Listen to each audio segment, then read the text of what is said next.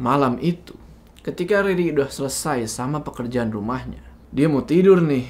Waktu itu udah jam 11 malam. Pas dia masuk ke dalam kamar, dia kaget bukan main. Setan jendela itu mau nyekek anak.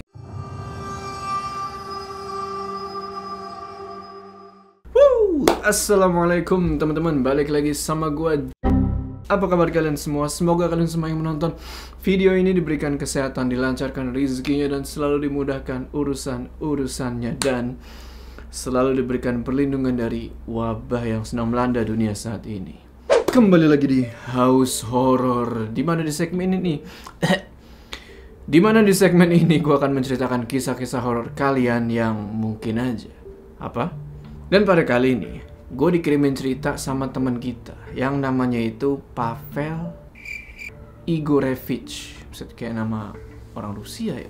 Yang dimana ibu tirinya si Pavel ini, yang sebut aja namanya itu Riri, punya pengalaman yang bisa dibilang cukup menegingkan. Beliau punya pengalaman diganggu abis-abisan sama setan jendela.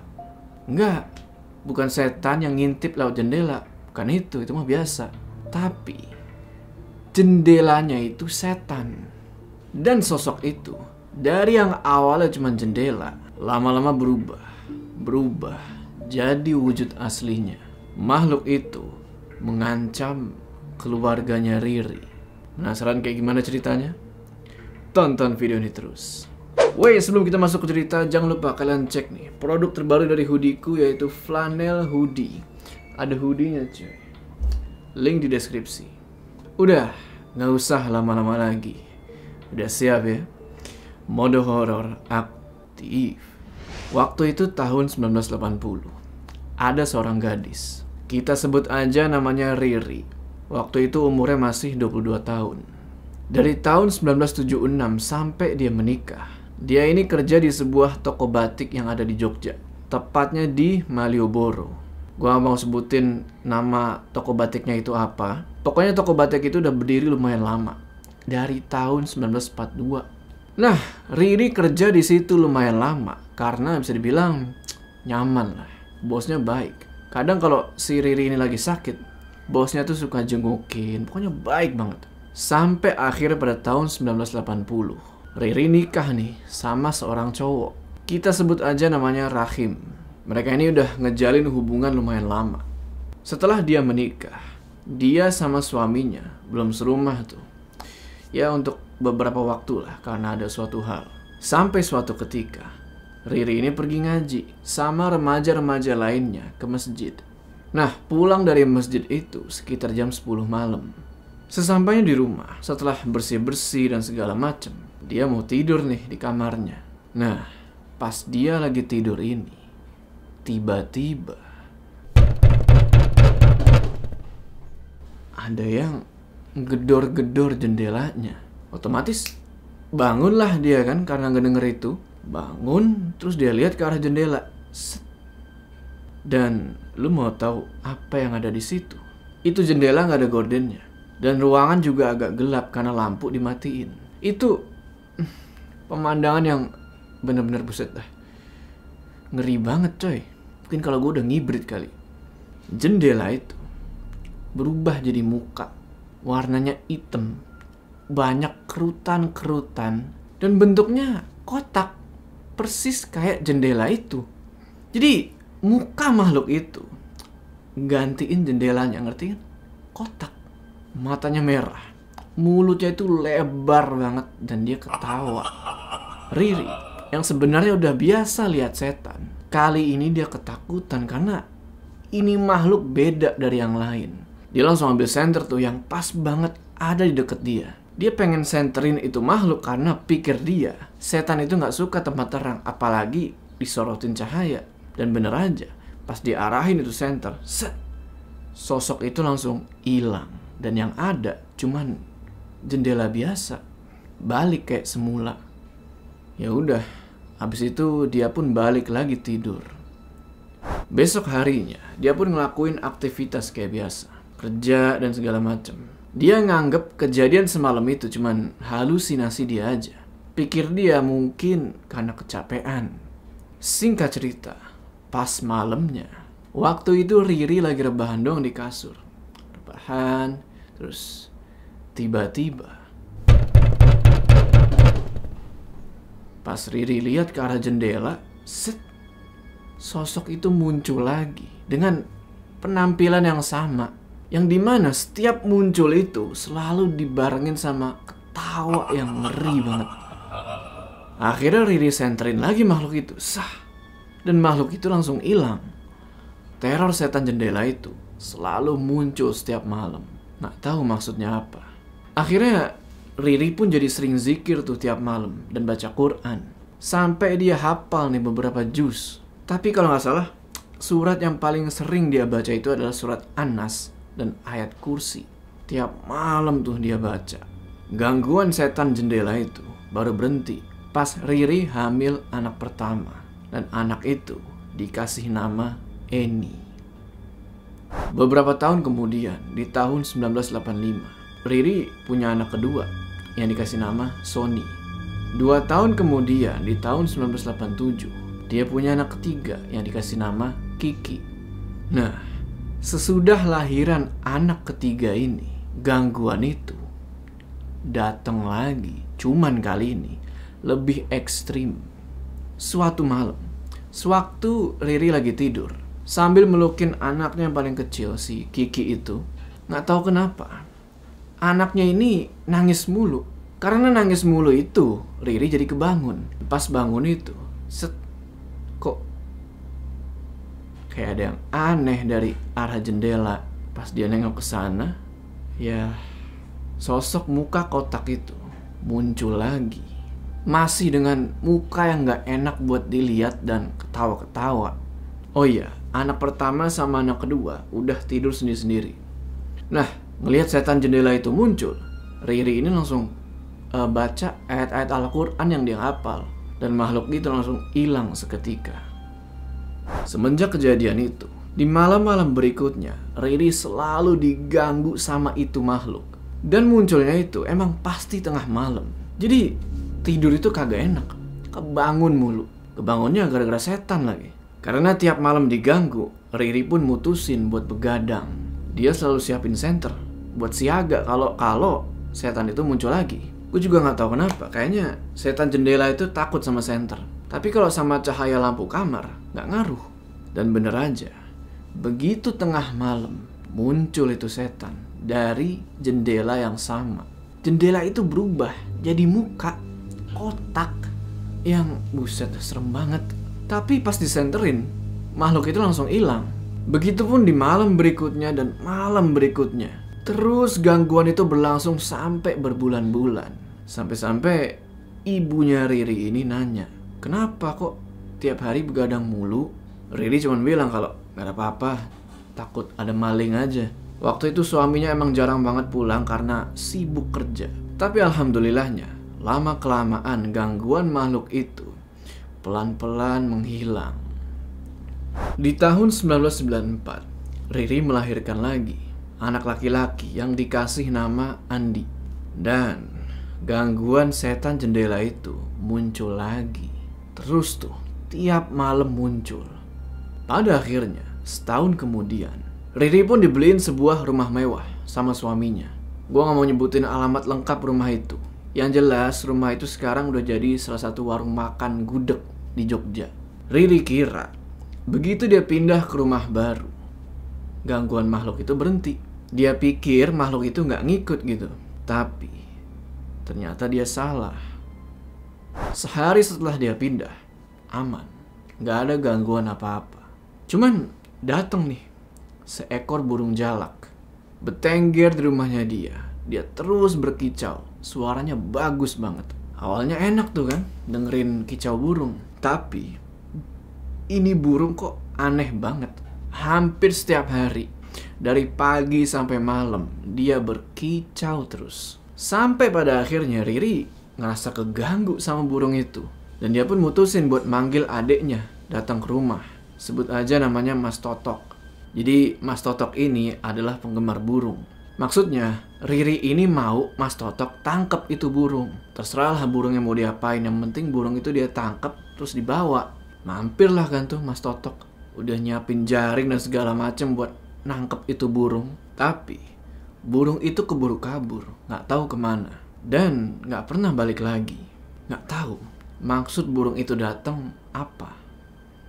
Setelah itu udah gak ada gangguan-gangguan lagi. Mau gangguan setan jendela atau burung yang ngeselin, pokoknya hidup udah normal lagi. Riri udah bisa keluar seneng-seneng, ngunjungin rumah orang tua, ngaji bareng ibu-ibu tetangga, dan lain-lain.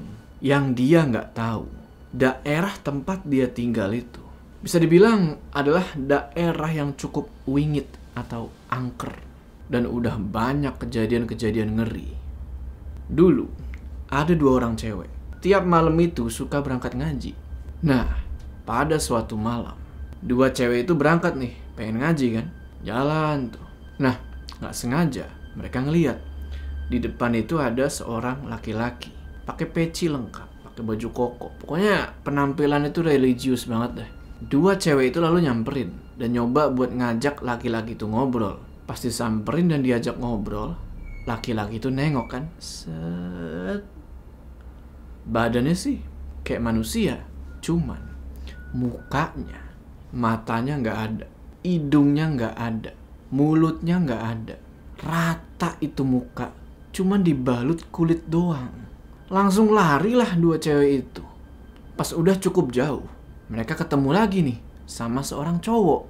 Penampilannya masih sama, pakai peci, pakai baju koko. Cowok ini lagi ngebelakangin 2 cewek-cewek itu. Nah, mereka nanya nih ke si cowok ini. Cowok ini noleh dong. Set. Mukanya nggak rata kali ini, tapi tulang semua alias tengkorak. Ada sedikit darah dan banyak belatungnya. Langsung ngibrit lagi 2 cewek itu. Ada satu lagi kejadian yang nggak kalah ngeri. Jadi di daerah itu ada seseorang yang bisa dibilang orang kaya lah. Suatu hari dia beli barang-barang perabotan tuh yang mewah dan antik. Bagus-bagus, ada ukiran-ukirannya. Udah ngabisin biaya banyak lah buat beli perabotan-perabotan itu. Perabotan-perabotan itu berupa kursi sama meja makan, lemari, dipan, kaca. Semuanya ditata rapi di rumahnya. Nah, di sini anehnya. Pada malam hari, semua perabotan-perabotan itu yang baru dia beli gerak-gerak sendiri. Kasur yang dia tidurin goyang-goyang, kenceng banget. Sampai-sampai si orang itu kelempar. Pintu lemarinya kebuka tutup kayak dibanting. Meja sama kursi makan semuanya geser sendiri.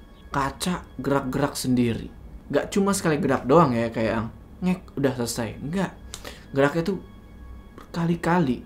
Karena satu keluarga ketakutan, besoknya semua barang-barang itu langsung dibuang-buangin. Usut punya usut, ternyata perabotan-perabotan itu terbuat dari peti mati.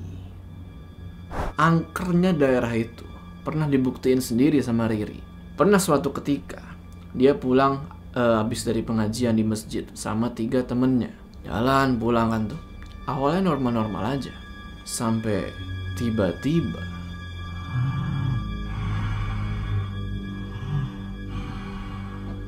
ada suara nafas berat dan kedengeran jelas banget sama mereka. Sontak mereka carilah sumber suara itu kan. Tengok, cari. Set. Astagfirullah. Ternyata suara itu berasal dari suatu sosok. Sosok itu gede banget. Bertaring dan berbulu hitam. Gedenya itu, lo mau tahu? Kira-kira setinggi tiang listrik. Lo cari tuh tiang listrik dekat rumah. Nah, lo lihat. Segitu tingginya. Riri sama temen-temennya ini nggak sengaja lewat di bawah kaki makhluk itu. Pas sadar makhluk apa itu, langsung lari mereka semua. Ada lagi, sewaktu Riri pulang dari pengajian, dia ngelewatin sebuah makam. Dan di situ dia ngeliat kok ada bola api melayang dan itu gede banget. Setahu dia, itu namanya adalah Banaspati. Dia terus pura-pura gak ngeliat makhluk itu dan jalan pelan-pelan. Takutnya kalau makhluk itu sampai ngeliat dia, wah bisa kenapa-napa nih kan. Jalan tuh pelan-pelan ngelewatin makhluk itu. Setelah udah jauh baru dia lari. Pernah sewaktu Riri malam-malam di rumah lagi masak, Nggak sengaja dia ngeliat dari lorong rumah, kok ada sosok perempuan. Pas dia lihat dengan jelas, sosok perempuan itu gak ada kakinya, melayang di atas lantai. Tapi Riri nggak takut kalau cuman sekelas setan-setan kayak gitu. Tapi Riri nggak takut kalau cuman sekelas setan-setan kayak gitu, kayak pocong, kunti. Bagi dia itu udah biasa. Dia ambil garam, terus dia lempar ke makhluk itu kan. Bats! Makhluk itu langsung hilang sambil nangis-nangis. Tapi gangguan yang dulu lama hilang muncul lagi. Ingat kan gangguan apa? Ternyata pindah rumah itu nggak bener-bener ngatasin masalah ini. Ketika Riri lagi nyetrika pakaian di kamarnya, anak-anaknya udah pada tidur semua. Tiba-tiba ada yang ngedor-gedor jendela. Jangan-jangan jendela itu dipasang gorden. Riri pun berhenti nyetrika dan nyamperin jendela itu.